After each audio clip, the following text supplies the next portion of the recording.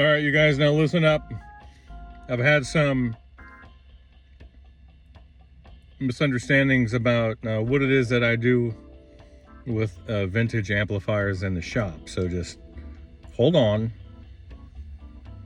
I'm eating cookies in front of a Pilates studio as I wait for my kids to come out of art class. So let's get back down to business here. Okay. I need to talk to you guys about something.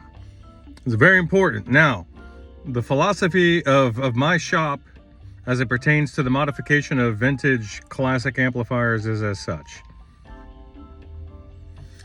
I will not modify an amp to be something that it was never meant to be. I respect the designers, I respect the amp.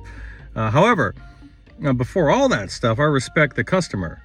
And I respect them enough to let them know honestly when their request would necessitate the need for another amp purchase.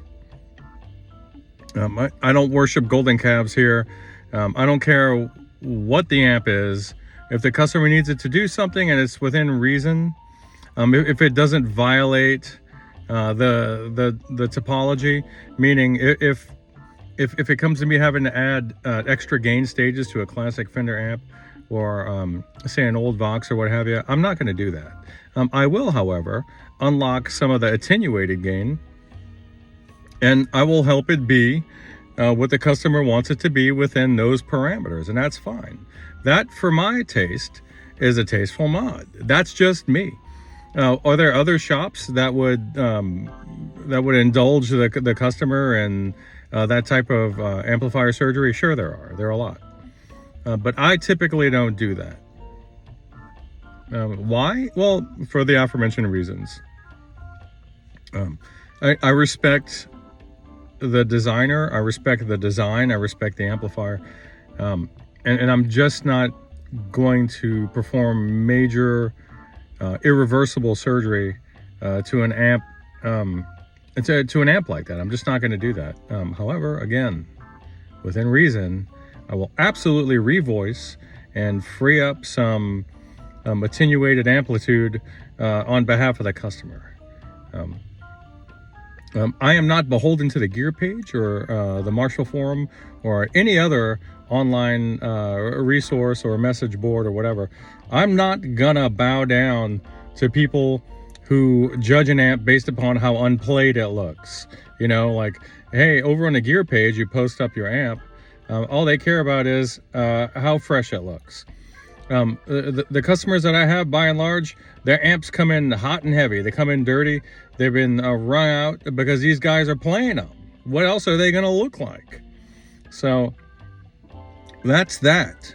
That's absolutely that. If you want to discuss certain mods to your amp, I can do that for you.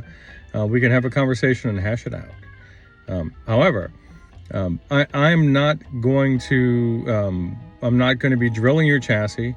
I'm not going to be adding in additional tube stages to a classic amplifier. That's just outside the scope of what my shop does. My shop is a restorative operation. So the way I've positioned myself in this whole little crazy niche is this: I'm going to perform proper restorations and proper repairs.